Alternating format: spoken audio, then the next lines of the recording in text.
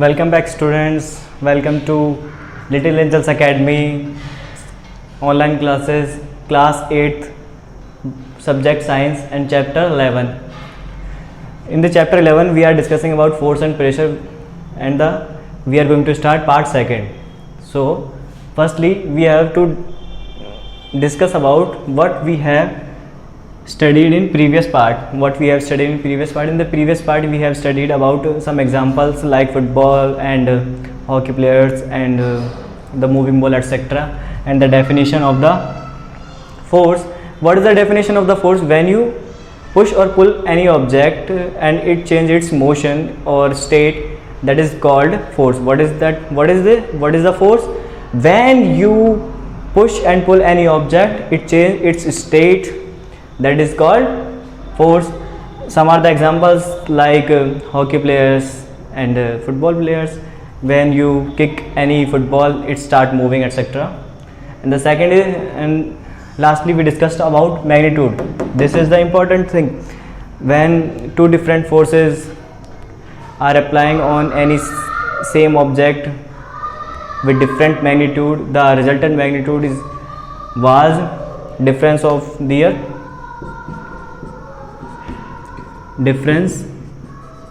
forces,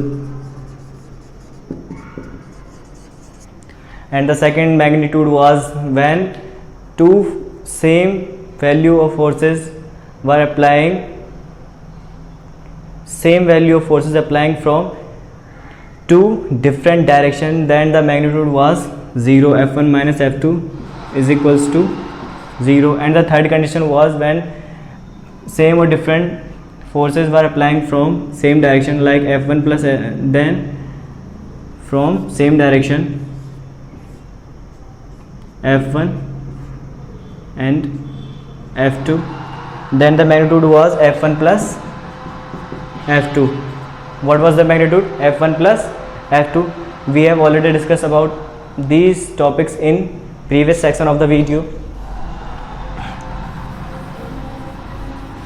So let's start the next part, state of the motion. The first heading, what is the state of the motion?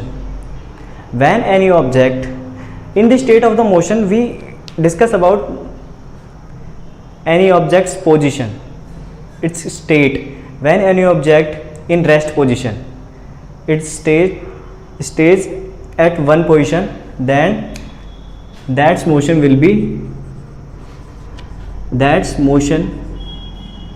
0. When objects rest in single position, then motion will be 0. And the second condition is when a object or a ball is moving to a single direction, and a ball or any object is moving to single direction. कोई ball या फिर कोई object, कोई वस्तु एक particular direction move कर रही है, तो वहाँ पे उसकी मोशन क्या हो जाती है? स्टेट क्या हो जाती है? स्टेट हो जाती है मोशन इन डायरेक्शन. किसी एक डायरेक्शन में क्या कर रही है? वो मूव कर रही है. तो ये क्या होती है? स्टेट्स होती है. या तो मूविंग ऑब्जेक्ट होता है या फिर रेस्ट ऑब्जेक्ट होता है. वो किस पे डिपेंड करता है? इसकी स्पीड पे, इसकी वेलोसिटी पे. ठीक है बच्चों, तो ये स्टेट ऑफ मोशन हो गया. तो मूविंग और rest is called state of motion, and force on state of motion. हमने ये टॉपिक पढ़ लिया. अब इसके बाद हमको पढ़ना है कि फोर्स का क्या इफेक्ट है स्टेट ऑफ मोशन पे. अब सोचो कि कोई बॉल, कोई या फिर कोई वस्तु किसी पर्टिकुलर डायरेक्शन में मूव कर रही है, उसके आगे तुमने अपना हाथ रख दिया, कोई ऑब्जेक्ट रख दिया, टेबल के ऊपर मूव कर रही है बॉल, और तुमने उसके ऊपर हाथ रख दिया अपना, तो बॉल तुम्हारे हाथ से टकराएगी और वहाँ रुक जाएगी, या फिर अपना डायरेक्शन चेंज कर लेगी, या फिर थोड़ी स्लो डाउन पड़ जाएगी. अगर तुमने तुरंत अपना हाथ हटा लेते हो तो थोड़ी स्लो डाउन पड़ जाती है. तो फोर्स ने क्या किया? उसकी डायरेक्शन को चेंज कर दिया, उसकी स्पीड में चेंजेस ला दिए. अगर वो चल रही तो क्या पता वो रुक जाए, तो उसके state,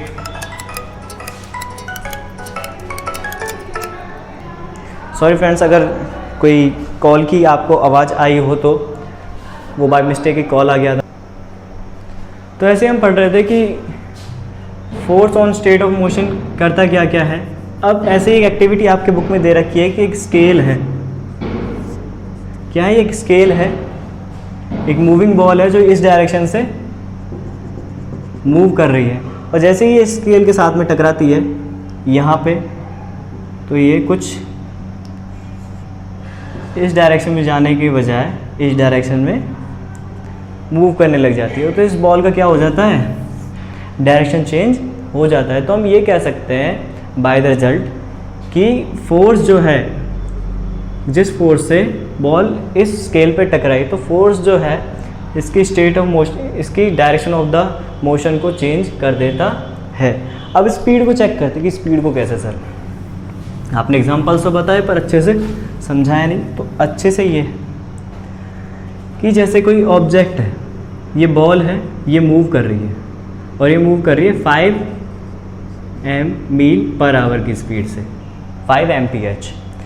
when you push it from here and like from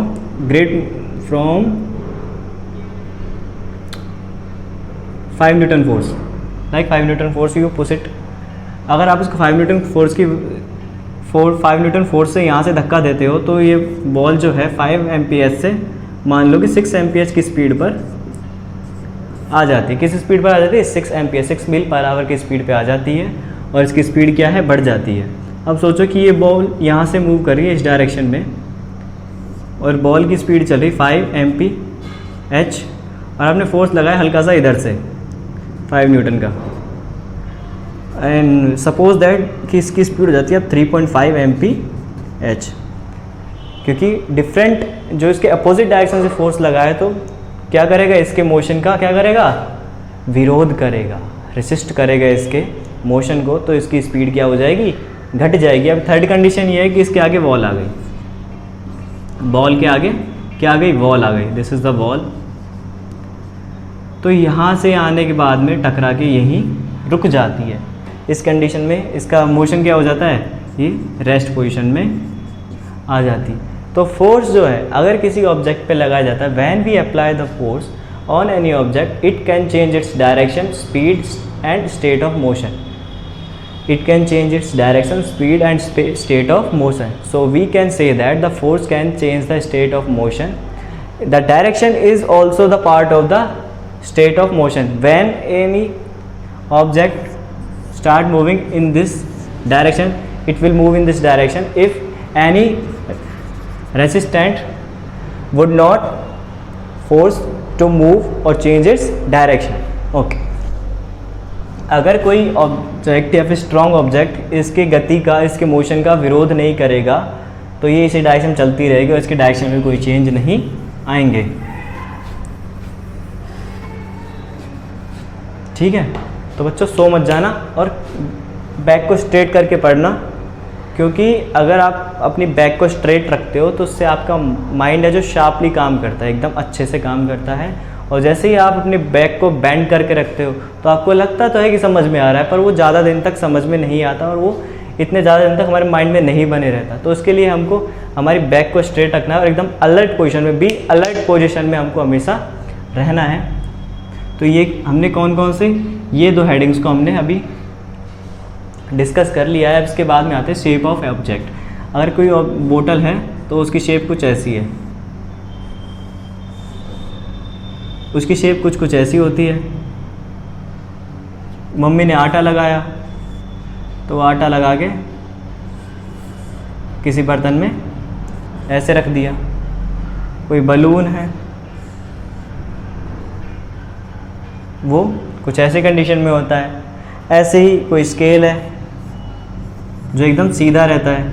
अब देखो क्या करते हैं, इस बोतल में फोर्स लगाते हैं, हल्की वाली बोतल है जो हम डेली बाहर कहीं सॉफ्ट ड्रिंक्स वगैरह में देखते हैं, प्लास्टिक की बोतल वो वाली। अगर इसके दोनों तरफ से फोर्स लगाएंगे और ये खाली बोतल है तो उसको फोर्स लगने के बाद में इसके शेप में चेंजेस आ जाएंगे। ये क्या होती है, इसकी ये वाली शेप हो गई, इसकी ऐसी शेप हो गई। ये एकदम स्केल हमेशा सीधा होता है, इसको थोड़ा सीधा माने, let it to be straight.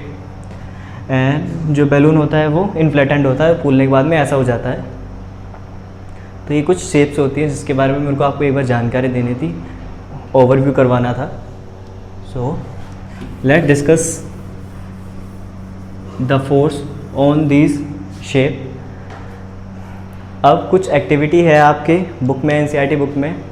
So these activities like एक बलून है जिसके आपको पाम के बीच में लेकर उसको फोर्स करना है दोनों तरफ से, तो उसके शेप में क्या आ जाते हैं, चेंजेस आ जाते हैं.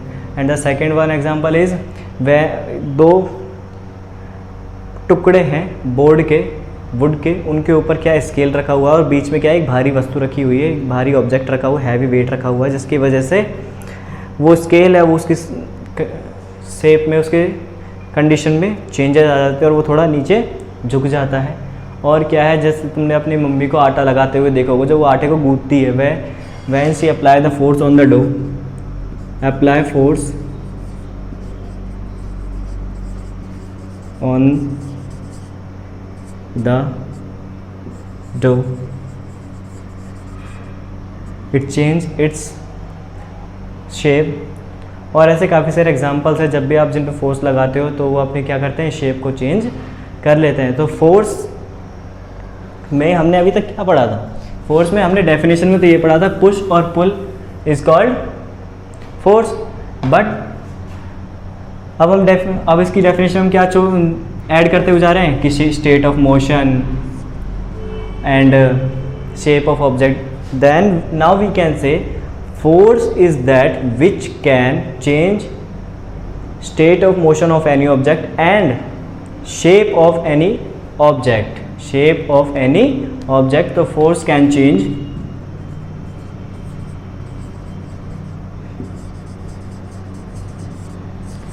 shape of object and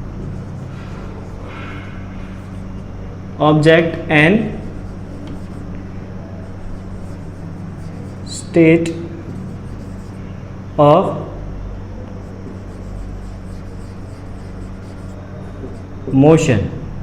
of any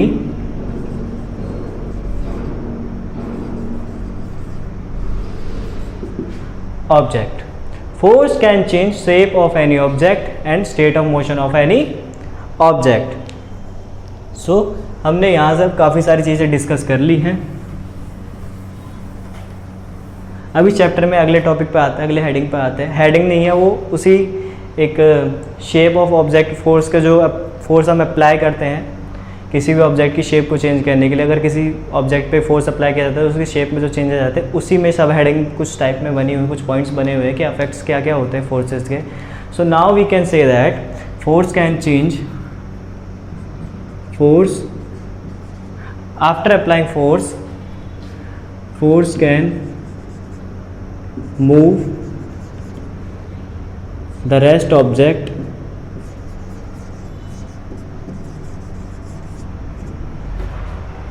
ये शॉर्ट में लिख रहा हूँ, है ना. तो फोर्स है जो किसी भी रेस्ट ऑब्जेक्ट वाले, किसी भी रेस्ट पोजीशन वाले ऑब्जेक्ट को मूव करवा सकता है. क्या करवा सकता है बच्चों, मूव करवा सकता है. इसके नोट्स आपको अच्छे से प्रोवाइड कर दिए जाएंगे, आप इनकी टेंशन मत लेना कि सर तो शॉर्ट में लिखा रहे हैं. ये मैं आपको अभी अच्छे से समझा रहा हूँ. समझ में नहीं आए तो कोई प्रॉब्लम हो तो आप ऑनलाइन सेशन वाले दिन, जो आपके संडे के दिन लगा करेगी या फिर किसी और दिन लगेगी, वो आपको स्कूल की तरफ से बता दिया जाएगा. तो उसमें आप डाउट क्लियर कर सकते हो. डाउट सेशन क्लासेस में आप क्या कर सकते हो, Q&A, क्वेश्चन एंड आंसर, जो भी आपकी क्वेरीज हैं वो आप पूछ सकते हो. ठीक है बच्चों. और क्या पढ़ा था हमने कि force can change speed of any moving object. किसी भी मूविंग ऑब्जेक्ट की स्पीड को क्या कर सकता है, ये चेंज कर सकता है. कौन, फोर्स चेंज कर सकता है. And the another one is force can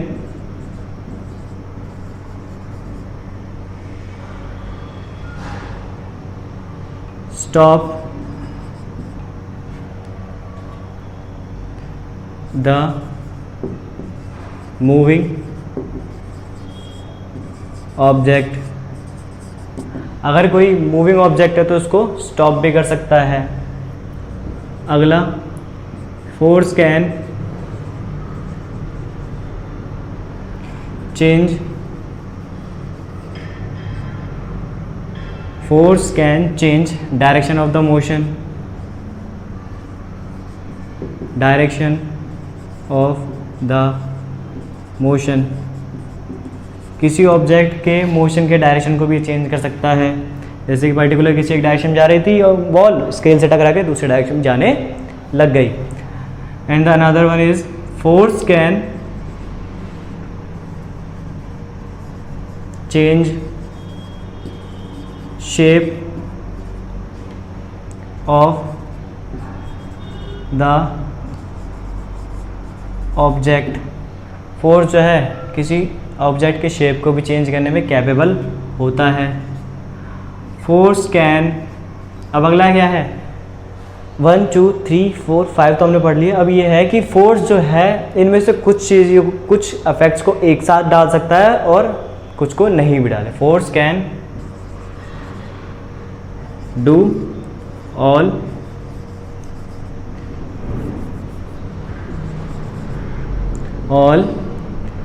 affects और सम नॉट, तो कुछ को कर भी सकता है कुछ नहीं भी कर सकता। अब इसके बाद में आता है कि कुछ ऐसा टाइम भी होता है जब आप किसी भारी ऑब्जेक्ट पे, किसी हैवी ऑब्जेक्ट पे फोर्स अप्लाई करते हो और वहाँ पे वो ऑब्जेक्ट मूव नहीं करता है। जैसे कि आप दीवार के सामने खड़ा होके दीवार को धक्का लगा रहे हो तो दीवार मूव नहीं करती। कोई भी भारी ऑब्जेक्ट होता है तो वो आपसे मूव नहीं करता है, तो वहाँ पे मैग्नीट्यूड क्या होता है, वहाँ पे मैग्नीट्यूड होता है, मैग्नीट्यूड क्या हो जाता है, 0, क्योंकि जितना फोर्स आप उस ऑब्जेक्ट की तरफ लगाते हो उतना ही फोर्स वो रिवर्स में आपकी तरफ लगा देता है। अगर नहीं लगा पाता तो वो ऑब्जेक्ट मूव नहीं करने लग जाता। अब सोचो कि कोई सामने से बुलडोज़र आ रहा है, जो करता है ना सारे पत्थरों को एकदम सपाट कर देता है रोड पे, वो आ रहा है। अब तुम उसको हाथ से रोकने की कोशिश करो चलते हुए, क्या तुम रोक पाओगे? नहीं, क्योंकि उसका फोर्स ज़्यादा है। तो कई कंडीशंस ऐसी होती है जिनमें फोर्स दूसरे ऑब्जेक्ट का ज़्यादा होता है और उनको हम पुश या पुल नहीं कर पाते, तो उन कंडीशंस में भी फोर्स लगता है। इनके बारे में हम फर्दर आगे पढ़ेंगे और थोड़ी बहुत जानकारी इनके बारे में भी आपको मिलेगी। So thank you students, study all these topics very curiously and sharply. You have to study in advance because all the chapters we are studying are very effective on our studies. So thank you guys, thank you students.